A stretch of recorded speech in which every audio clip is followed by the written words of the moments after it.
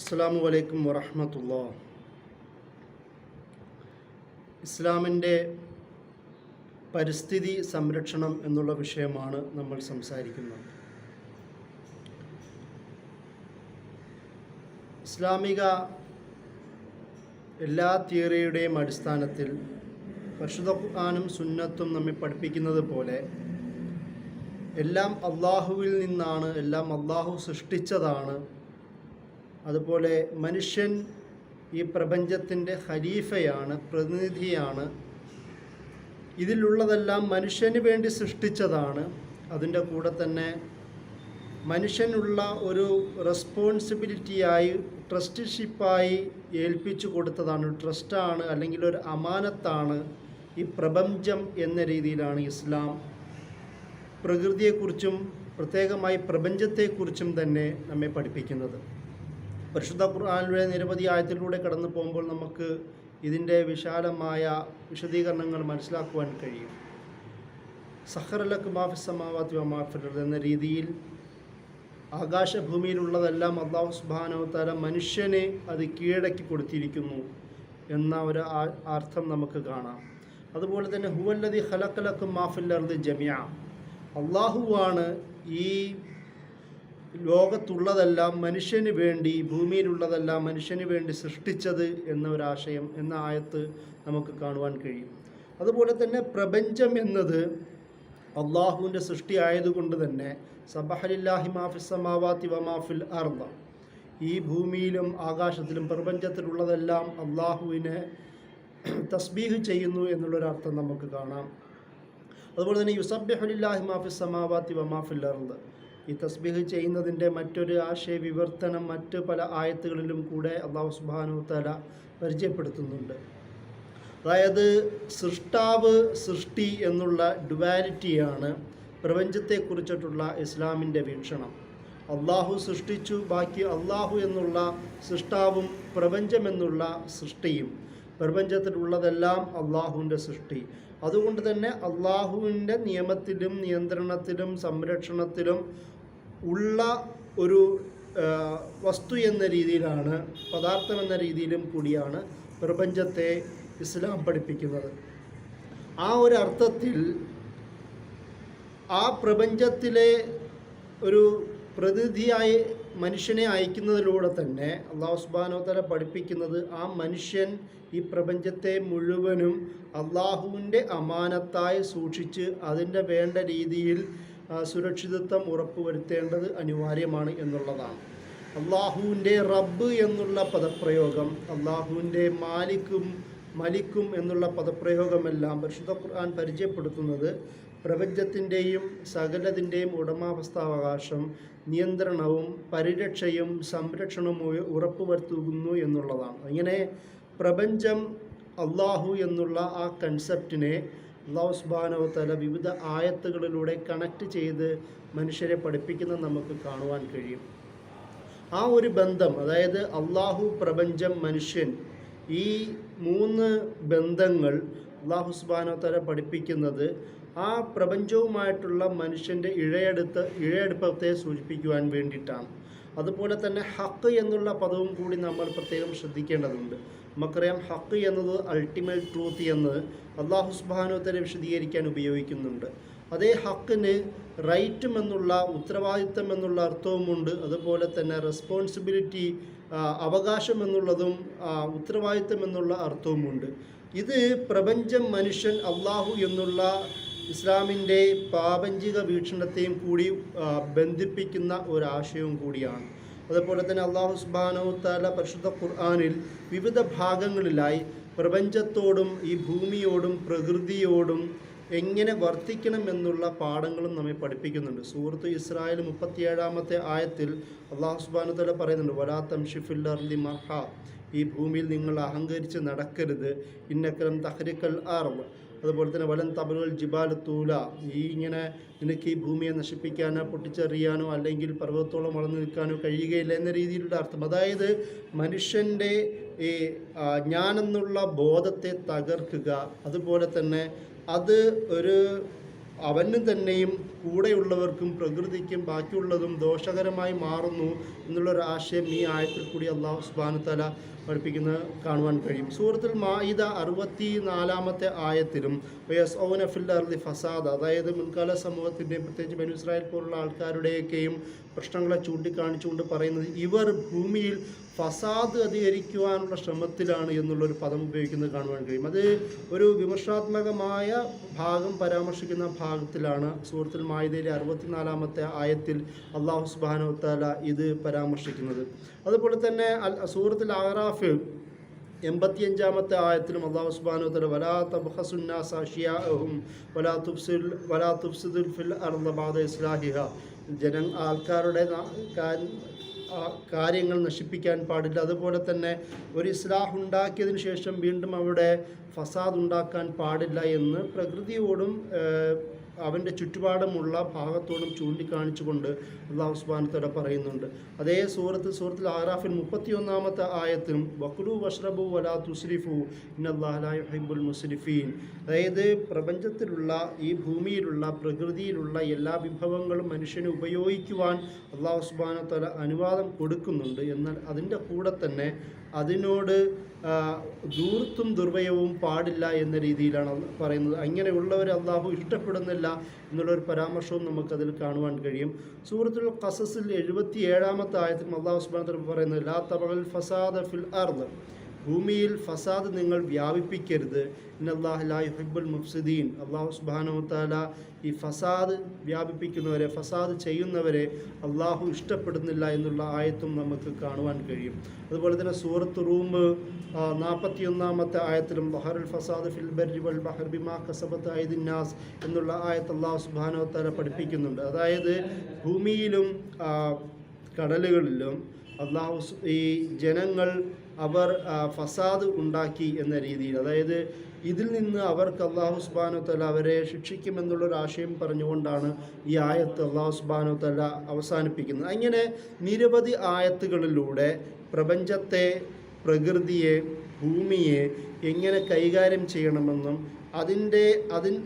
അതിൻ്റെ ഒരു ക്രമത്തെ തെറ്റിക്കാൻ പാടില്ല എന്നും ദുൽമ് ചെയ്യരുത് എന്നും ഫസാദ് ചെയ്യരുതെന്നും ഇസ്രാഫ് ചെയ്യരുതെന്നുമുള്ള വിവിധ പദപ്രയോഗങ്ങളുടെയും ആശയങ്ങളിലൂടെയും അല്ലാഹു സുബ്ഹാനഹു വ തആല ഖുർആനിലെ നിരവധി ഭാഗങ്ങളിൽ പ്രകൃതിയോടുള്ള മനുഷ്യൻ്റെ സമീപനത്തെ എങ്ങനെ ആവണമെന്ന് പഠിപ്പിക്കുന്നത് നമുക്ക് കാണുവാൻ കഴിയും. അതുപോലെ തന്നെ ഹദീസുകളിലൂടെ നോക്കുമ്പോഴും ഇതേ പഠനം നമുക്ക് കാണാം. ഹദീസിൽ നബി സല്ലല്ലാഹു അലൈഹി വസല്ലം പ്രത്യേകം പറയുന്നത് നമ്മുടെ കയ്യിലുള്ള റിസോഴ്സുകളെ അത് വേണ്ട രീതിയിൽ പ്രൊട്ടക്റ്റ് ചെയ്യുക എന്നുള്ളതാണ്. അതുപോലെ തന്നെ പ്രൊട്ടക്റ്റ് ചെയ്യുക, ആ പ്രൊട്ടക്റ്റ് ചെയ്യുന്നതോടൊപ്പം തന്നെ പ്രകൃതിപരമായ കാര്യങ്ങളിൽ ക്ലീൻ ഉണ്ടാവുക, ഹൈജീൻ കീപ്പ് ചെയ്യുക എന്നുള്ളതാണ്. നമുക്കറിയാം നബി സല്ലല്ലാഹു അലൈഹി വസല്ലം വുളു എടുക്കുന്ന സാഹചര്യത്തെ പോലും നിങ്ങൾ നദിയിൽ വെച്ചാണ് വുളു എടുക്കുന്നതെങ്കിൽ പോലും അവിടെ വളരെ കുറച്ച് മാത്രം, ആവശ്യത്ര മാത്രം വെള്ളം ഉപയോഗിക്കുക എന്നുള്ള പാഠം പറയുന്നത് അത് കയ്യിലുള്ള റിസോഴ്സിനെ, നമ്മളുടെ സോഴ്സുകളെ, സ്രോതസ്സുകളെ ആവശ്യഘട്ടത്തിൽ അനിവാര്യമായ രീതിയിൽ മാത്രം ഉപയോഗിക്കുക എന്നുള്ള ഒരു ഇതുകൊണ്ടാണ്. അതുകൊണ്ട് തന്നെ ലിമിറ്റഡ് ആക്കി ഒരു മനുഷ്യൻ്റെ ആ സോഴ്സോടുള്ള ഉപയോഗത്തെ വളരെ ലിമിറ്റ് ചെയ്തു എന്നുള്ളതാണ് ഇസ്ലാമിൻ്റെ ഏറ്റവും പ്രധാനപ്പെട്ട പ്രത്യേകത. അതുപോലെ തന്നെയാണ് ഞാൻ നേരത്തെ പറഞ്ഞതുപോലെ ഓവർ കൺസപ്ഷൻ, കൂടുതൽ ആവശ്യത്തിലധികം റിസോഴ്സുകളെ ഉപയോഗിക്കുന്നത് ഇസ്ലാം ഹറാമാക്കി എന്നുള്ളതും ഇസ്ലാമിൻ്റെ പ്രപഞ്ചത്തോടുള്ള, പ്രകൃതിയോടുള്ള ആ ഒരു മധ്യമ സമീപനത്തിൻ്റെ ഉദാഹരണം കൂടിയാണ്. അതുകൊണ്ട് തന്നെയാണ് അത് സമ്പത്താണെങ്കിലും അതുപോലെ തന്നെ എന്ത് തന്നെയാണെങ്കിലും അത് ലക്ഷറിയസ് ആയിട്ടും ലാവിഷ്നെസ് ആയിട്ടും ഉപയോഗിക്കുന്നത് അത് ഇസ്ലാം ഹറാമാക്കിയോ നിരുത്സാഹപ്പെടുത്തുകയോ ചെയ്തത് പ്രപഞ്ചത്തോടുള്ള ആ സമീപനവും കൂടി വ്യക്തമാക്കുന്ന ഒരു കാര്യമാണ്. അതുകൊണ്ട് തന്നെയാണ് വസത്തിയായ ഒരു സമീപനം സ്വീകരിക്കുവാൻ എല്ലാ കാര്യത്തിലെന്നതുപോലെ പ്രപഞ്ചത്തിൻ്റെയും അല്ലെങ്കിൽ പ്രകൃതിയുടെയും ഇടപാടുകളുടെ കാര്യത്തിലും നബി സല്ലല്ലാഹു അലൈഹി വസല്ലം നമ്മെ പഠിപ്പിക്കുന്നത്. അതുപോലെ തന്നെ ഈമാൻ കാര്യങ്ങളിൽ പോലും പെടുന്ന കാര്യമായി നബി സല്ലല്ലാഹു അലൈഹി വസല്ലം പഠിപ്പിച്ചത് ഇമാത്തത്തുൽ അദാ അനി ത്വരീഖ്, നമ്മൾ വഴിയിൽ നടന്നു പോകുമ്പോൾ ഉണ്ടാകുന്ന പ്രയാസങ്ങളും ബുദ്ധിമുട്ടുകളും മാറ്റുന്നത് പോലും ഈമാനിൻ്റെ ഭാഗമായി നബി സല്ലല്ലാഹു അലൈഹി വസല്ലം പഠിപ്പിക്കുന്നത് കാണുവാൻ കഴിയും. അതായത് ഒരു പ്രകൃതി എന്നത് പൊതു സ്വത്താണ്. ഏതെങ്കിലും ഒരാളുടെയും സ്വകാര്യ സ്വത്തല്ല. ഒരു ജനതയ്ക്ക് മുഴുവനും ഒരുപോലെ ഉപയോഗിക്കാൻ കഴിയേണ്ടതാണ്. അതുകൊണ്ട് തന്നെ അത് ആരും ഒരിടത്തും ഒരു തടസ്സവും ഉണ്ടാക്കുവാൻ പാടില്ല എന്നുള്ളൊരു കൺസെപ്റ്റും കൂടിയുണ്ട്. അതുകൊണ്ട് തന്നെയാണ് അത് ഈമാനിൻ്റെ ഭാഗമായി നബി സല്ലല്ലാഹു അലൈഹി വസല്ലമ വിശദീകരിച്ച് തരുന്നത്. അതുപോലെ തന്നെ പ്രകൃതിയിലെ മനുഷ്യന്മാരുമായി ബന്ധപ്പെട്ട സാമൂഹിക ഇടപാടുകൾ വിശദീകരിക്കുന്നത് പോലെ തന്നെ, അയൽക്കാരുമായി ബന്ധപ്പെട്ട കാര്യങ്ങൾ വിശദീകരിക്കുന്നത് പോലെ തന്നെ, ബാക്കിയുള്ള പ്രാപഞ്ചിക പ്രകൃതിയിലെ ബാക്കിയുള്ള ജീവജാലങ്ങളോടുള്ള കൂടുതൽ കരുണാർദ്രമായ സമീപനവും കൂടി മുസ്ലിങ്ങൾ സ്വീകരിക്കേണ്ടതുണ്ട് എന്ന് നബി സല്ലല്ലാഹു അലൈഹി വസല്ലമ പഠിപ്പിക്കുന്നുണ്ട്. അതുകൊണ്ട് തന്നെയാണ് ഈ മൃഗങ്ങൾ താമസിക്കുന്ന, പക്ഷികൾ താമസിക്കുന്ന കൂടുകളെ അതിനെ സംരക്ഷിക്കുക, മൃഗങ്ങളെ സംരക്ഷിക്കുക, മൃഗങ്ങളോട് കൂടുതൽ കെയറിങ് ഉണ്ടാവുക, സൂക്ഷ്മതയും പരിലാലനവും ഉണ്ടാവുക, പക്ഷികളെ ഉപദ്രവിക്കാതിരിക്കുക, അവരുടെ കൂടുകൾ സംരക്ഷിക്കുക, പൊത്തുകളിൽ മൂത്രമൊഴിക്കാതിരിക്കുക എന്ന രീതിയിലുള്ള വിവിധ, അതായത് ഈ ജീവജാലങ്ങൾ താമസിക്കുന്ന അവരുടെ വാസസ്ഥലങ്ങളെ അതുപോലെ തന്നെ സംരക്ഷിക്കുക എന്നുള്ളതും ഇസ്ലാം പഠിപ്പിക്കുന്ന പ്രധാനപ്പെട്ട കാര്യമാണ്. അത് നമുക്കറിയാം, നിരവധി ഹദീസുകളിലൂടെ ഈ പക്ഷികൾക്കും മൃഗങ്ങൾക്കും ഭക്ഷണം കൊടുക്കുകയും ആ ഭക്ഷണം കൊടുക്കുന്നതിൻ്റെ ഭാഗമായി അവർക്ക് സ്വർഗം വാഗ്ദാനം പോലും ചെയ്യുന്ന ഹദീസുകൾ നമുക്ക് കാണുവാൻ കഴിയും. ചില ഹദീസുകൾ വളരെ മോശമായി ജീവിച്ച ഒരു സ്ത്രീ തന്നെ ഒരു പൂച്ചയ്ക്ക് അതുപോലെ അവർക്ക് വെള്ളം കൊടുത്ത്, പട്ടിക്ക് പല മൃഗങ്ങൾക്കും വെള്ളം കൊടുത്തു എന്നതിൻ്റെ പേരിൽ തന്നെ സ്വർഗം ലഭിക്കുന്ന ഒരു സാഹചര്യത്തെക്കുറിച്ച് ഹദീസുകൾ നമുക്ക് കാണുവാൻ കഴിയും. ഇങ്ങനെ മൃഗപരിലാളനം, അതിനോടുള്ള സ്നേഹം, അതിനെ സംരക്ഷിക്കുക, അതിൻ്റെ ജീവിതം പ്രൊട്ടക്ഷൻ ഉറപ്പുവരുത്തുക എന്നുള്ളതും ഒരു പ്രകൃതിയോടുള്ള സമീപനത്തിൽ ഇസ്ലാം പഠിപ്പിക്കുന്ന കാര്യങ്ങളാണ്. അതുപോലെ തന്നെയാണ് യുദ്ധവേളയിൽ പോലും നബി സല്ലല്ലാഹു അലൈഹി വസല്ലമയും പിന്നീടുള്ള ഖലീഫമാരും ഖുലഫാ റാഷിദുടെ കാലത്തെ പ്രത്യേകിച്ചും യുദ്ധവേളകൾ പോലും യുദ്ധം ചെയ്യുമ്പോൾ കൃഷിയിടങ്ങളും പാടങ്ങളും അതുപോലെ തന്നെ മരങ്ങളും നശിപ്പിക്കുവാൻ പാടില്ല എന്നുള്ള പ്രത്യേക നിർദ്ദേശം നൽകുന്നത് നമുക്ക് കാണുവാൻ കഴിയും. അത് ഒരു സമൂഹത്തിൻ്റെ അവിടുത്തെ ജീവിതത്തെയും ജീവജാലങ്ങളുടെയും അവിടുത്തെ വാസസ്ഥലത്തിൻ്റെയും ഒരു സുസ്ഥിരാവസ്ഥയും സന്തുലിതാവസ്ഥയും സംരക്ഷിക്കുക എന്നുള്ള ഒരു ആശയവും കൂടി അതിലുണ്ട്. കാരണം യുദ്ധം ചെയ്യുന്നത് ശത്രുവിനോട് മാത്രമാണ്, ആ പ്രദേശത്തോടു കൂടിയല്ല. യുദ്ധം ചെയ്യുന്നത് അവിടുത്തെ വസ്തുക്കളോട് കൂടിയല്ല. യുദ്ധം ചെയ്യേണ്ടി വരുന്ന സാഹചര്യത്തിൽ തങ്ങൾക്കെതിരിടാൻ വരുന്ന ശത്രുക്കളോട് മാത്രമാണ് യുദ്ധം ചെയ്യുന്നത്. അതുകൊണ്ട് തന്നെ അവിടുത്തെ പ്രകൃതിയെ, അവിടുത്തെ വസ്തുക്കളെ, അവിടുത്തെ സാഹചര്യത്തെ ഒരു തരത്തിലുമുള്ള ദോഷം സംഭവിക്കാൻ പാടില്ല എന്നുള്ളൊരു അർത്ഥവും കൂടി ഇതിൽ നമുക്ക് കാണുവാൻ കഴിയും. അതുപോലെ തന്നെ നബി സല്ലല്ലാഹു അലൈഹി വസല്ലമ മറ്റു ചില ഭാഗങ്ങളിൽ കൾട്ടിവേഷനെക്കുറിച്ചും വെള്ളത്തിൻ്റെ ജലസേചന രീതികളെക്കുറിച്ചും ഭൂമിയുടെ വകതിരിവുകളെക്കുറിച്ചും ഭൂമി അത് വേണ്ട രീതിയിൽ അവിടെ കൃഷി ഉൽപ്പാദിപ്പിക്കുകയും ആ കൃഷി ഉൽപ്പാദനത്തെ കൂടുതൽ നന്നായി സുസ്ഥിരതയോടെ നിലനിർത്തുന്നതിനെക്കുറിച്ചുമുള്ള നിരവധി ഹദീസുകളും സംഭവങ്ങളും നബി സല്ലല്ലാഹു അലൈഹി വസല്ലമയുടെ ജീവിതത്തിൽ നമുക്ക് കാണുവാൻ കഴിയും. അതുപോലെ തന്നെ മറ്റൊരു പ്രധാനപ്പെട്ട കാര്യം, പ്രകൃതിയുമായി ബന്ധപ്പെട്ട നബി പഠിപ്പിച്ച പ്രധാനപ്പെട്ട കാര്യം വേസ്റ്റിൻ്റെ മിനിമൈസേഷനാണ്. അതായത് വേസ്റ്റ് കുലു വഷ്റബു വലാ തുസ്രിഫു എന്ന് പറയുന്ന ആയത്തിൽ തന്നെ നമുക്ക് ആ ആശയം അടങ്ങിയിരിക്കുന്നുണ്ട്. അതായത് നിത്യജീവിതത്തിൽ മനുഷ്യൻ ഭക്ഷണം കഴിക്കുമ്പോഴും ഉപയോഗിക്കുമ്പോഴും ആവശ്യമാവുന്ന തോതിൽ മാത്രം അത് ഉപയോഗിക്കുകയും അത് വേസ്റ്റാക്കി മാറ്റാതിരിക്കുകയും ചെയ്യുക എന്നുള്ളൊരു പാഠം ഇസ്ലാം പഠിപ്പിക്കുന്നുണ്ട്. അത് ഭക്ഷണമാവട്ടെ എന്ത് തന്നെ ആവട്ടെ, വേസ്റ്റ് അനാവശ്യമായ തരത്തിൽ അത് ഉപയോഗശൂന്യമാവുന്ന തരത്തിലേക്ക് ഒന്നും ചെയ്യാൻ പാടില്ല എന്ന രീതിയിൽ. അതുകൊണ്ട് തന്നെ ഇസ്ലാമിൻ്റെ പ്രധാനപ്പെട്ട പ്രകൃതിയുമായി ബന്ധപ്പെട്ട പരിസ്ഥിതിയുമായി ബന്ധപ്പെട്ട പ്രധാനപ്പെട്ട ഒരു പാഠം എന്നത് വേസ്റ്റിൻ്റെ മിനിമൈസേഷൻ എന്നുള്ള രീതിയിലാണ്. ഞാൻ നേരത്തെ പറഞ്ഞതുപോലെ മൃഗങ്ങളോടും എല്ലാവരോട് പോലും വളരെ ഏറ്റവും മാനുഷിക മൂല്യങ്ങൾ, ഏറ്റവും നല്ല മൂല്യങ്ങളുടെ അടിസ്ഥാനത്തിലുള്ള ട്രീറ്റ്മെൻറ്റ് പുലർത്തുക എന്നുള്ളതും ഇസ്ലാമിൻ്റെ പ്രധാനപ്പെട്ട ഒരു പാഠ്യമാണ്. അതുപോലെ തന്നെ സാധാരണ ഒരാളുടെ ജീവവാസത്തെക്കുറിച്ച് മാത്രമല്ല, കാടുകളെ പോലും വൈൽഡ് ലൈഫ്, ഫോറസ്റ്റ്, അതിൻ്റെ ഒരു സംരക്ഷണം, അവിടുത്തെ ജീവികളുടെ സംരക്ഷണം, ആ മരങ്ങളുടെ സംരക്ഷണം എല്ലാം ഇസ്ലാം അനിവാര്യമായും ഉറപ്പുവരുത്തുന്നത് നമുക്ക് കാണുവാൻ കഴിയും.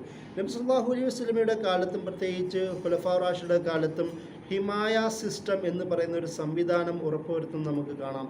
ചില ഭാഗങ്ങളിൽ സദേൺ ഭാഗത്തുള്ള അറബ് ഭാഗത്തുള്ള ചില മദീനയുടെ തെക്കൻ ഭാഗങ്ങളിലെ ചില ഭാഗങ്ങളിലെല്ലാം നബി സല്ലല്ലാഹു അലൈഹി വസല്ലമ അവിടെ വേട്ട നടത്തുന്നത് പോലും നിരോധിക്കുന്നതായ ഒരു ചില സംഭവങ്ങൾ നമുക്ക് കാണുവാൻ കഴിയും. കാരണം ചില മൃഗങ്ങളെ, പ്രത്യേകിച്ച് ഒട്ടകമടക്കമുള്ള ചില മൃഗങ്ങൾക്ക് പ്രത്യേക സംരക്ഷണം ഉറപ്പുവരുത്തുക, അവയെ വേട്ട ചെയ്യാതിരിക്കുക, അവരുടെ ജീവിതം ഉറപ്പുവരുത്തുക എന്നുള്ള രീതിയിൽ സംരക്ഷണം നമുക്ക് നബി സല്ലല്ലാഹു അലൈഹി വസല്ലമ സമീപനം സ്വീകരിച്ചതായി കാണാം.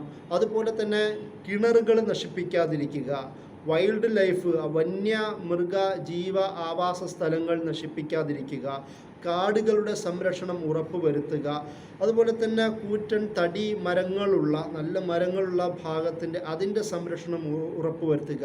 ഈ ഒരു തരത്തിൽ നബി സല്ലല്ലാഹു അലൈഹി വസല്ലമയും പിന്നീട് സ്വഹാബികളും അവരുടെ വിവിധ ഭരണകാലഘട്ടത്തിലും ഇസ്ലാം തന്നെ ശരീഅത്തിൻ്റെ പ്രകൃതിപരമായ പരിസ്ഥിതിപരമായ തീരുമാനങ്ങളുടെ അടിസ്ഥാന ഭാഗമായി എടുത്ത ഒരു സംവിധാനമാണ് ഹിമായ സിസ്റ്റം. നബി സല്ലല്ലാഹു അലൈഹി വസല്ലമ അത് നടപ്പിൽ വരുത്തുകയും ചെയ്തു എന്നുള്ളതാണ്. അതായത് ഒരു കരുതൽ എല്ലാ ഭാഗങ്ങളും നമ്മളൊക്കെ അറിയാം, വാർ സോൺ പോലെ സംഭവങ്ങൾ ഉണ്ടാകുമ്പോൾ ഒരു ഫ്രീ സോൺ സൃഷ്ടിക്കുക, അവിടെ പ്രത്യേകം ഒരു തരത്തിലുള്ള ഉപദ്രവമോ ഒരു തരത്തിലുള്ള അവിടുത്തെ സമാധാനപരമായ ജീവിതത്തിലും അവരുടെ ഒരു സാഹചര്യത്തിലും ഒരു തരത്തിലുള്ള വിഘാതം സൃഷ്ടിക്കാതിരിക്കുക എന്നുള്ളൊരു ആശയമാണ് ഈ ഹിമായ സിസ്റ്റത്തിലൂടെ നബി സല്ലല്ലാഹു അലൈഹി വസല്ലമ ഉദ്ദേശിച്ചത്. ഇതാണ് വിവിധ തരത്തിൽ പരിസ്ഥിതിയെ സംരക്ഷിക്കുന്നതിലും, അത് വൈൽഡ് ലൈഫ് ആണെങ്കിലും ഫോറസ്റ്റ് ആണെങ്കിലും അതുപോലെ തന്നെ മൃഗങ്ങളുടെ സംരക്ഷണമാണെങ്കിലും പലവിധ ഉപയോഗ രീതികളെക്കുറിച്ചിട്ടാണെങ്കിലും നബി സല്ലല്ലാഹു അലൈഹി വസല്ലമ വിവിധ ഹദീസുകളിലൂടെയും അദ്ദേഹത്തിൻ്റെ സുന്നത്തുകളിലൂടെയും ഈ ഒരു ആശയം നമ്മെ പഠിപ്പിക്കുന്നത് കാണുവാൻ കഴിയും. ആ ഒരു സാഹചര്യത്തിലാണ് ഇസ്ലാമിൻ്റെ പ്രപഞ്ചത്തെക്കുറിച്ചുള്ള വീക്ഷണവും കൂടി ചർച്ച ചെയ്യപ്പെടുന്നത്. നമുക്കറിയാം, പ്രപഞ്ചം ആ ക്ലാസിൻ്റെ തുടക്കത്തിൽ തന്നെ വിശദീകരിച്ചതുപോലെ അല്ലാഹു സുബ്ഹാനഹു വ തആലയുടെ സൃഷ്ടിയാണ്. അതുകൊണ്ട് തന്നെ അതിൻ്റെ റബ്ബ് അള്ളാഹുവാണ്, മലിക്കും അള്ളാഹുവാണ്, ഈ ഒരു ഹാക്കിമും അള്ളാഹുവാണ്. അതുകൊണ്ട് തന്നെ അത് എങ്ങനെയാണ് മനുഷ്യൻ സ്വീകരിക്കേണ്ടത് എന്നുള്ളൊരു പാഠവും കൂടി പ്രാപഞ്ചിക വ്യവസ്ഥയെക്കുറിച്ചുള്ള ചർച്ചയിൽ അല്ലാഹു സുബ്ഹാനഹു വ തആല നമ്മെ പഠിപ്പിക്കുന്നുണ്ട്. പൊതുവേ ലോകത്ത് പ്രപഞ്ചത്തെക്കുറിച്ച്, യൂണിവേഴ്സിനെ കുറിച്ചുള്ള ചിന്തയിൽ വിവിധ തരത്തിലുള്ള പെർസ്പെക്റ്റീവുകൾ നമുക്ക് കാണുവാൻ കഴിയും. പലപ്പോഴും ഈ ഒരു ജീവിതത്തിൻ്റെ ലക്ഷ്യം തന്നെ നിഷേധിക്കുന്ന ഒരു തരത്തിലുള്ള ചിന്ത നമുക്ക് കാണുവാൻ കഴിയും. അങ്ങനെയുള്ളവർ പ്രാപഞ്ചിക നിയമങ്ങളോടോ പ്രാപഞ്ചിക സംരക്ഷണത്തോടോ പരിസ്ഥിതി സംരക്ഷണത്തോടോ യാതൊരുവിധ താല്പര്യവും പ്രകടിപ്പിക്കാതെയും അത് നശിപ്പിക്കാൻ താല്പര്യപ്പെടുകയും ചെയ്യുന്നവരാണ്. രണ്ടാമത്തത്, മറ്റൊരു വിഭാഗം ഓവർ റിലീജിയസ് സ്പിരിച്വൽ ആസ്പെക്റ്റിന് കൂടുതൽ ഓവർ എംഫസൈസ് നൽകുകയും അങ്ങനെയുള്ളവർ ഭൗതിക ലോകത്തോട് തന്നെ ഒരുതരം വിരക്തി പ്രഖ്യാപിക്കുകയും ചെയ്യുന്ന, അവർക്ക് ഈ ലോകവുമായി യാതൊരു ബന്ധവുമില്ല എന്ന് പറയുന്ന ഒരു കാഴ്ചപ്പാട് കാണിക്കുന്ന ഒരു വിഭാഗം, പ്രാപഞ്ചിക നിയമങ്ങളോടും രീതികളോടും കാഴ്ചപ്പാടുള്ള ഒരു വിഭാഗത്തെ, രണ്ടാമത്തെ വിഭാഗത്തെ നമുക്ക് ഭൂമിയിൽ ലോകത്ത് കാണുവാൻ കഴിയും. മൂന്നാമത്, അവർ ഭൗതികമായി ചിന്തിക്കുന്നുണ്ടെങ്കിൽ പോലും ഒരു ദൈവികതയുമായി ബന്ധപ്പെട്ടുള്ള ചിന്ത അവർ പുറത്തുനിന്നുണ്ടെങ്കിൽ പോലും, അതായത് ഇൻ്റലക്ച്വൽ ആവട്ടെ ഡിവൈനിറ്റി ആവട്ടെ, ഈ രണ്ട് കാര്യങ്ങളും പ്രാപഞ്ചിക രീതികളുമായി ബന്ധിപ്പിക്കുന്നുണ്ടെങ്കിൽ പോലും ഒരു തരത്തിലുമുള്ള പെസിമിസ്റ്റിക് കാഴ്ചപ്പാട്, ഒരു തരത്തിലുള്ള ശുഭാപ്തി വിശ്വാസവും ഇല്ലാത്ത ഒരു കാഴ്ചപ്പാട് പുലർത്തുന്ന, അതുപോലെ തന്നെ ഈ ലോകത്ത് സംഭവിക്കുന്നതും പ്രകൃതിയിലുമെല്ലാം ഒരു പാപത്തിൻ്റെ വർത്തമാനം മാത്രം സംസാരിക്കുന്ന, ഒരു തരത്തിലുള്ള പ്രതീക്ഷയോ ഒരു സന്തോഷമോ ഇല്ലാത്ത, ഡിവൈനിറ്റിയുമായി കണക്ട് ചെയ്യുന്നതിൽ പോലും അങ്ങനെ ഒരു പെസിമിസ്റ്റിക് സ്വഭാവം പുലർത്തുന്ന ഒരു കാഴ്ചപ്പാട് നമുക്ക് കാണുവാൻ കഴിയും. എന്നാൽ ഈ മൂന്ന് കാഴ്ചപ്പാടിനും നേരെ വിരുദ്ധമാണ് ഇസ്ലാമിൻ്റെ പ്രാപഞ്ചിക ഒരു യൂണിവേഴ്സിനോടുള്ള സമീപനം നമ്മെ പഠിപ്പിക്കുന്നത്. കാരണം ഇസ്ലാം പഠിപ്പിക്കുന്നത് ഇത് ഖിലാഫത്താണ്, അതായത് പ്രാതിനിധ്യത്തെക്കുറിച്ചുള്ള ചർച്ചയാണ്. ഇത് ഇസ്ലാം എന്ന് പറയുന്നത് മുസ്ലിമിനെ കുറിച്ച് പറയുന്ന ഖൈറു ഉമ്മയാണ്. എല്ലാ കാര്യങ്ങളോടും ഖൈറ് പുലർത്തേണ്ട ഒരു സമൂഹമാണ്.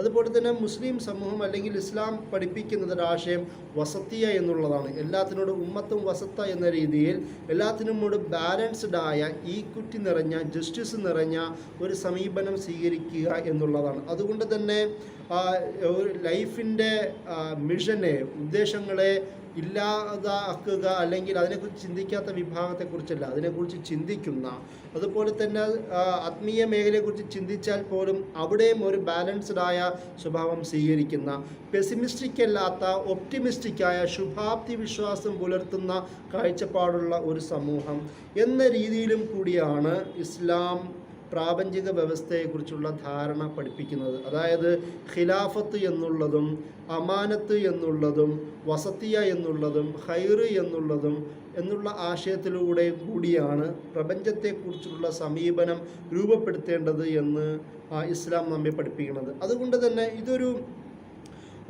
ഒരു മെൻ്റൽ ബാലൻസിനെ കുറിച്ച് നമ്മെ പഠിപ്പിക്കുന്നുണ്ട്. ഞാൻ നേരത്തെ പറഞ്ഞതുപോലെ ഒരു ലൈഫിൻ്റെ ഉദ്ദേശത്തെ തിരസ്കരിക്കുകയും അല്ലെങ്കിൽ ശക്തമായ ദൈവിക താല്പര്യത്തിൽ നിലനിർത്തുക, അതിൻ്റെ കൂടെ തന്നെ ഭൗതിക ലോകത്തെ വിരക്തി കാണിക്കുകയും ചെയ്യുക എന്നതിൻ്റെ അപ്പുറം അവിടെയുള്ളൊരു മെൻ്റൽ ബാലൻസിനെ ഇസ്ലാം ഈ ഒരു ആശയത്തിൽ കൂടി പഠിപ്പിക്കുന്നുണ്ട്. അതുകൊണ്ട് തന്നെ ഇസ്ലാം പറയുന്നത് ഈ പ്രപഞ്ചം അല്ലെങ്കിൽ ഈ യൂണിവേഴ്സ് എന്നുള്ളത് ഒരു പേഴ്സണൽ ട്രസ്റ്റായിട്ടാണ്, ഓരോ വ്യക്തികൾക്കുമുള്ള ഉത്തരവാദിത്തത്തോടു കൂടി ഏൽപ്പിച്ചു കൊടുത്ത ഒരു വസ്തു എന്ന രീതിയിലാണ് പ്രപഞ്ചത്തെ ഇസ്ലാം പഠിപ്പിക്കുന്നത്. അതുകൊണ്ട് തന്നെ അനാവശ്യമായ ഹിക്മത്തില്ലാത്ത തരത്തിലുള്ള യുക്തിപൂർവമല്ലാത്ത തരത്തിലുള്ള എല്ലാ പ്രവർത്തനങ്ങളെയും അത് ധാർമ്മികമായ ഒരു പാപമായി ഇസ്ലാം, ഒരു മോറൽ ക്രൈം എന്ന രീതിയിൽ ഇസ്ലാം പഠിപ്പിക്കുന്നുണ്ട്. അതായത് സ്വന്തം ശരീരത്തെ പോലും ഓരോ ആൾക്കാർക്ക് ഏൽപ്പിച്ചു കൊടുക്കുന്നത് ഒരു അമാനത്തായിട്ടും ട്രസ്റ്റായിട്ടുമാണ്. അതിനെ മിസ്യൂസ് ചെയ്യുന്നത്, അതായത് സൂയിസൈഡ് ഇസ്ലാം എന്തുകൊണ്ടാണ് ഹറാമാക്കിയത്? സ്വന്തം ശരീരത്തോടുള്ള ദുൽമ് എന്ന രീതിയിൽ എന്നതുകൊണ്ടാണ്, സ്വന്തം ശരീരത്തോട് കാണിക്കുന്ന ഫസാദ് എന്ന രീതിയിൽ എന്നതുകൊണ്ടാണ്. അതുകൊണ്ട് തന്നെയാണ് അത് ഹറാമാക്കിയത്. അതുപോലെ തന്നെയാണ് ബാക്കിയുള്ളതിനെയും മിസ്യൂസ് ചെയ്യുന്നതും ബുദ്ധിപൂർവമല്ലാത്ത തരത്തിലുള്ള പ്രയോഗങ്ങളും, അതായത് യുക്തിപൂർവമല്ലാത്ത തരത്തിലുള്ള പ്രയോഗ രീതികളും ഇസ്ലാം ഹറാമാക്കിയത്. കാരണം അത് ട്രസ്റ്റിഷിപ്പ് എന്നുള്ള ഒരാശയം പ്രപഞ്ചത്തെക്കുറിച്ച് പഠിപ്പിക്കുന്നതുകൊണ്ടാണ്. അതുകൊണ്ടാണ് നമുക്കറിയാം, സാമ്പത്തികാവസ്ഥയെക്കുറിച്ചും നമ്മൾ പലപ്പോഴും സംസാരിക്കാറുണ്ട്. ക്യാഷ്, വെൽത്ത് എന്നുള്ളതും മണി, അതിൻ്റെ ധനം, സമ്പാദ്യം എന്നുള്ളത് പോലും ഒരു ട്രസ്റ്റിഷിപ്പായിട്ടും അമാനത്തായിട്ടുമാണ് ഇസ്ലാം പഠിപ്പിക്കുന്നത്. അതിനെയും മിസ്യൂസ് ചെയ്യാൻ പാടില്ല എന്നുള്ളതാണ്. കാരണം നമുക്ക് സൂറത്തുൽ മുലൂക്കിലെ ഒന്നാമത്തെ തബാറക്കല്ലദീ എന്ന് പറയുന്ന ഭാഗത്ത് തന്നെ അല്ലാഹു സുബ്ഹാനഹു തആല ഈ സൃഷ്ടിപ്പിനെ കുറിച്ച് പറയുമ്പോൾ എല്ലാം അള്ളാഹു പടച്ചതാണ്, അതിൻ്റെ ഒരു റെസ്പെക്റ്റ്, അതിൻ്റെ ഒരു ബോധം ഉണ്ടാവേണ്ടതുണ്ട് എന്നുള്ള ഒരായത്ത് നമ്മെ പഠിപ്പിക്കുന്നത് കാണുവാൻ കഴിയും. അതുപോലെ തന്നെ ഈ മനുഷ്യനെ എങ്ങനെയാണ് അല്ലാഹു സുബ്ഹാനഹു തആല പ്രപഞ്ചവുമായി ബന്ധിപ്പിക്കുന്നത്, യൂണിവേഴ്സുമായി ബന്ധിപ്പിക്കുന്നത്? അതിൽ അൽ അംറു ബിൽ മഅറൂഫ് വ നഹ്യി അനിൽ മുൻകർ എന്നുള്ള ആശയം പഠിപ്പിക്കുന്നതിലൂടെയാണ്. അതായത് മനുഷ്യൻ പരിസ്ഥിതിയുമായും സമൂഹവുമായും പ്രപഞ്ചവുമായും ബന്ധപ്പെടുന്നത് നന്മ കൽപ്പിക്കുന്നതിലൂടെയും തിന്മ വിരോധിക്കുന്നതിലൂടെയും കൂടിയാണ്. അതായത് ഓരോ സാമൂഹിക പ്രാപഞ്ചിക പരിസ്ഥിതി വിഷയങ്ങളിൽ പോലും ഒരു മനുഷ്യന് അനിവാര്യമായ പാർട്ടിസിപ്പേഷൻ ഉറപ്പുവരുത്തേണ്ടത് അത് നിർബന്ധമാക്കിയിരിക്കുന്നു എന്നുള്ളതാണ് അൽ അംർ ബിൽ മഅറൂഫ് വ നഹ്യി അനിൽ മുൻകർ കൂടി അല്ലാഹു സുബ്ഹാനഹു വ തആല നമ്മെ പഠിപ്പിക്കുന്നത്. അതുമാത്രമല്ല, എന്തിനാണ് അള്ളാഹു മനുഷ്യനെ സൃഷ്ടിച്ചത്? ഇബ്തിലാ, പരീക്ഷണത്തിന് വേണ്ടിയിട്ടാണ്. ഒരു ടെസ്റ്റ് എന്ന നിലയിലാണ്. ആ ടെസ്റ്റിൻ്റെ ഒരു ടൂളായിട്ടും കൂടി അള്ളാഹു സുബ്ഹാനഹു വ തആല ഈ പ്രപഞ്ചത്തെ നമ്മെ പരിചയപ്പെടുത്തി തരുന്നുണ്ട്. അതുകൊണ്ട് തന്നെ അള്ളാഹു സുബ്ഹാനഹു വ തആല നമുക്ക് അതിന് ഒരു സഖറ ലക്കും എന്ന് പറഞ്ഞതുപോലെ ഇത് പ്രപഞ്ചം മനുഷ്യനെ സബ്സെർവിയൻ്റായി സൂറത്ത് നഹ്ൽ 14-ാമത്തെ ആയത്തിൽ വിശദീകരിക്കുന്നത് പോലെ അള്ളാഹു സുബ്ഹാനഹു വ തആല ഇത് മനുഷ്യന് കീഴ്പ്പെടുത്തി കൊടുത്തിരിക്കുന്നു എന്ന് നമുക്ക് കാണുവാൻ കഴിയും. അതുപോലെ തന്നെ സൂറത്ത് ജാസിയ 13-ാമത്തെ ആയത്തിലും അള്ളാഹു ഈ ഒരു ആശയം ഉയർത്തി പറയുന്നത് കാണുവാൻ കഴിയും. അതിൻ്റെ കൂടെ തന്നെ ഈ പ്രപഞ്ചത്തെക്കുറിച്ച് നമുക്കറിയാം, ഫലാ യൻദുറൂന ഇലൽ ഇബ്ലി കൈഫ ഖുലിഖത് എന്ന് പറഞ്ഞ തരത്തിൽ അല്ലാഹു സുബ്ഹാനഹു വ തആല പ്രപഞ്ചത്തെക്കുറിച്ച് ആലോചിക്കാനും ആ പ്രപഞ്ചം അള്ളാഹുവിൻ്റെ അസ്തിത്വം പ്രപഞ്ചത്തെക്കുറിച്ച് ആലോചിക്കുകയും ആ ആലോചനയിലൂടെ അള്ളാഹു എന്നുള്ള ശക്തിയെക്കുറിച്ചുള്ള ബോധം ഉറപ്പുവരുത്തുക എന്ന തരത്തിലേക്കും, അതായത് മനുഷ്യൻ, പ്രപഞ്ചം, അള്ളാഹു സൃഷ്ടാവ് എന്നുള്ളൊരു ആശയം പ്രപഞ്ചത്തെക്കുറിച്ചുള്ള കൺസെപ്റ്റിൽ കൂടി അല്ലാഹു സുബ്ഹാനഹു വ തആല നമ്മെ പഠിപ്പിക്കുന്നത് നമുക്ക് കാണുവാൻ കഴിയും. അതുകൊണ്ട് തന്നെ പ്രപഞ്ചം എന്നത് ആയത്തുകളായി അള്ളാഹുവിൻ്റെ ദൃഷ്ടാന്തമായി നമ്മെ പഠിപ്പിക്കുന്നുണ്ട്. അതുകൊണ്ട് തന്നെയാണ് സീറു ഫിൽ അർദ് എന്ന് പറഞ്ഞ രീതിയിൽ ഭൂമിയിലൂടെ യാത്ര തിരിക്കുകയും ഭൂമിയിലുള്ളതിനെല്ലാം ഈ ചരിത്രം നോക്കി പഠിക്കുകയും ചരിത്രത്തിൽ നിന്ന് നക്കാലും അല്ലെങ്കിൽ ഇബറത്തും ഗുണപാഠങ്ങൾ നിങ്ങൾ നേടിയെടുക്കേണ്ടത് അനിവാര്യമാണ് എന്നുള്ള ഒരു പ്രപഞ്ചത്തെക്കുറിച്ചും പരിസ്ഥിതിയെക്കുറിച്ചുമുള്ള നിങ്ങളുടെ യാത്രകളും അനുഭവങ്ങളിലൂടെ ഇതിൽ നിന്ന് പാഠം ഉൾക്കൊള്ളുക എന്നുള്ളൊരു അർത്ഥവും കൂടി അല്ലാഹു സുബ്ഹാനഹു വ തആല ഈ വിഷയത്തിൽ നമ്മെ പഠിപ്പിക്കുന്നത് കാണുവാൻ കഴിയും. അതുകൊണ്ട് തന്നെ പണ്ഡിതന്മാർ ഈ ഒരു വിഷയത്തിൽ എന്തൊക്കെയാണ് പ്രാപഞ്ചിക കാര്യങ്ങൾ ഇടപെടുമ്പോൾ നിങ്ങൾ നേടേണ്ടത് എന്ന് വിശദീകരിക്കുന്നത് നമുക്ക് കാണാം. അതായത് അവർ എണ്ണി പറയുന്നത്, പ്രപഞ്ചം എന്നത് ബാലൻസ്ഡായി സൃഷ്ടിക്കപ്പെട്ടതാണ്. എല്ലാവർക്കും ഒരുപോലെ ലഭിക്കുവാൻ തരത്തിൽ, ഒരുപോലെ കൈകാര്യം ചെയ്യാൻ പറ്റുന്ന തരത്തിൽ ബാലൻസ്ഡായി സൃഷ്ടിക്കപ്പെട്ടതാണ്. പ്രപഞ്ചം എന്നുള്ളത് ഓരോരുത്തരുടെയും ഹക്കാണ്, ഓരോരുത്തരുടെയും റെസ്പോൺസിബിലിറ്റിയാണ്, ഓരോരുത്തരുടെയും അവകാശമാണ് എന്ന് പറയുന്നത് പോലെ തന്നെ അവരുടെയും ഉത്തരവാദിത്വം കൂടിയാണ് എന്ന് നമ്മെ പഠിപ്പിക്കുന്നു. പ്രപഞ്ചം എന്നത് മനുഷ്യർക്ക് അല്ലാഹു സുബ്ഹാനഹു വ തആല കൊടുത്ത ഒരു അനുഗ്രഹമാണ്, റഹ്മത്താണ്, നിഅമത്താണ് എന്ന് പറയുന്നത്. കാരണം മഴയെക്കുറിച്ചും ഇവിടുത്തെ പൂന്തോട്ടങ്ങളെക്കുറിച്ചും സസ്യലതാദികളെക്കുറിച്ചും ജീവജാലങ്ങളെക്കുറിച്ചും മനുഷ്യന് നിരവധി ഭാഗങ്ങളിൽ അല്ലാഹു സുബ്ഹാനഹു വ തആല നൽകിയിരിക്കുന്നു എന്നുള്ളൊരാശയം പറയുമ്പോഴൊക്കെയും അള്ളാഹു മനുഷ്യന് അൻഅംന അല്ലെങ്കിൽ നിഅമത്തോ ബർക്കത്ത് നൽകി, റഹ്മത്ത് നൽകി എന്ന രീതിയിൽ വിശദീകരിച്ചു കൊണ്ടാണ് ആ ഭാഗങ്ങളൊക്കെയും അല്ലാഹു സുബ്ഹാനഹു വ തആല പറയുന്നത്. അതുകൊണ്ട് തന്നെ പ്രപഞ്ചം, പരിസ്ഥിതി എന്നത് മനുഷ്യർക്കുള്ള, ഇവിടുത്തെ ജീവജാലങ്ങൾക്കുള്ള ഒരു റഹ്മത്തായിട്ടാണ്, അനുഗ്രഹമായിട്ടാണ് അല്ലാഹു സുബ്ഹാനഹു വ തആല പഠിപ്പിക്കുന്നത്. അതുപോലെ തന്നെ ഈ പ്രപഞ്ചം എന്നുള്ളത് എല്ലാവർക്കും എല്ലാ ലൈഫും, പ്രപഞ്ചത്തിലുള്ള എല്ലാ ലൈഫും ഒരുപോലെ തന്നെ മൂല്യവത്താണ്.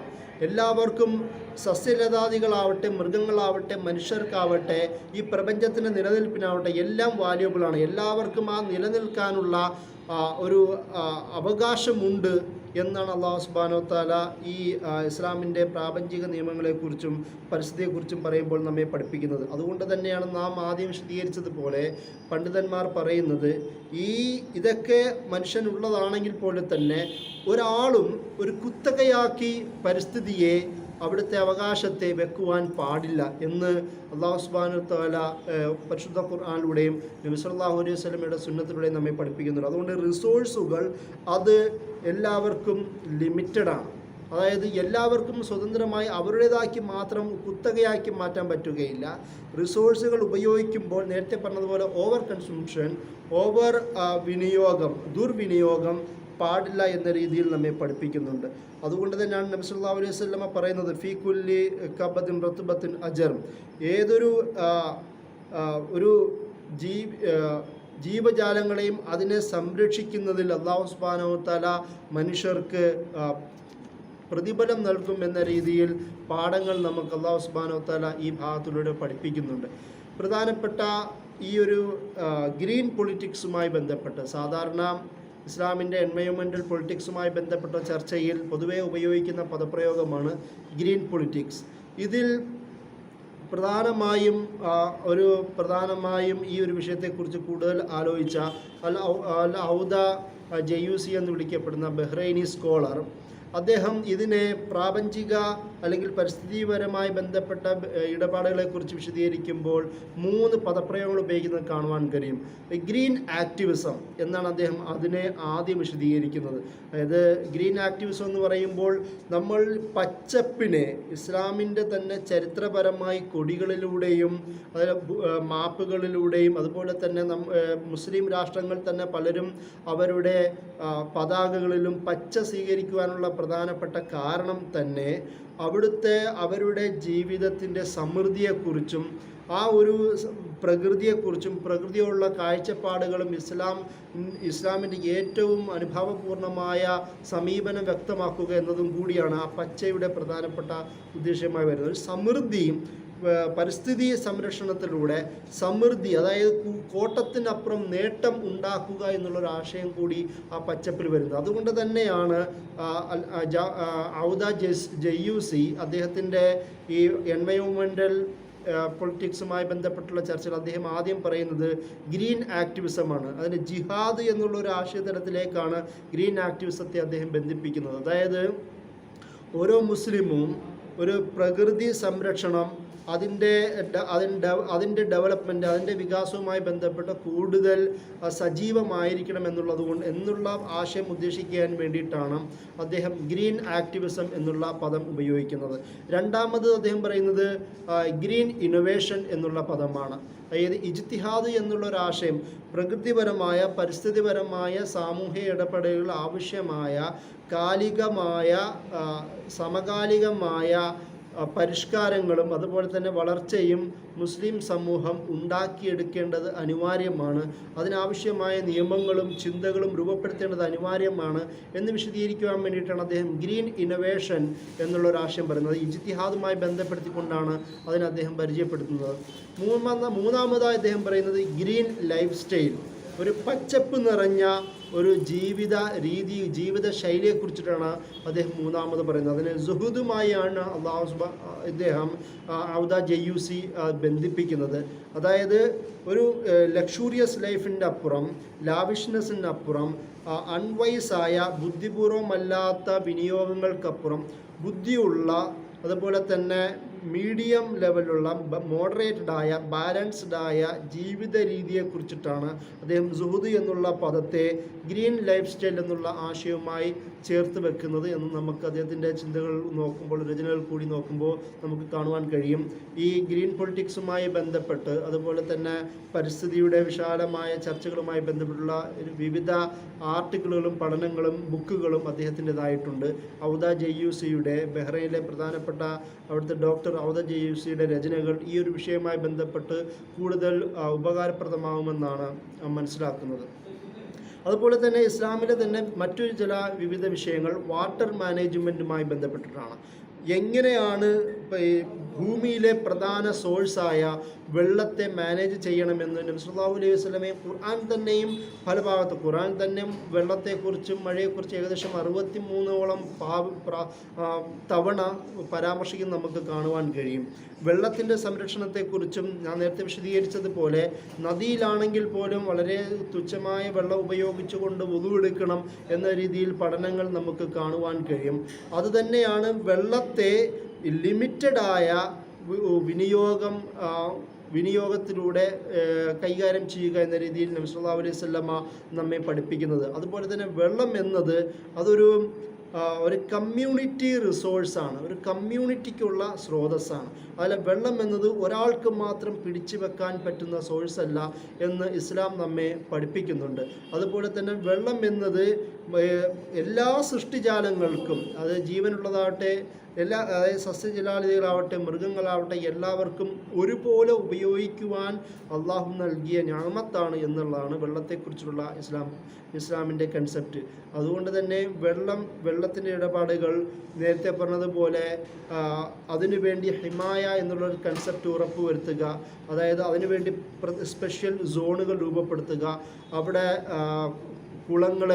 കുളങ്ങൾ കേടുവരുത്താതിരിക്കുക, കെട്ടിക്കിടക്കുന്ന വെള്ളത്തിൽ അത് മൂത്രമൊഴിക്കുക, മലമൂത്ര വിസർജനം ചെയ്യാതിരിക്കുക, അതായത് നശീകരണം നടത്താതിരിക്കുക, നശിപ്പിക്കാതിരിക്കുക, അതിനെ സംരക്ഷിക്കുക എന്നുള്ളത് പലതരത്തിലുള്ള പാഠങ്ങൾ പോലും വാട്ടർ മാനേജ്മെൻറ്റുമായി ബന്ധപ്പെട്ട നിരവധി പാഠങ്ങൾ നബി സല്ലല്ലാഹു അലൈഹി വസല്ലമ നമ്മെ പഠിപ്പിക്കുന്നുണ്ട്.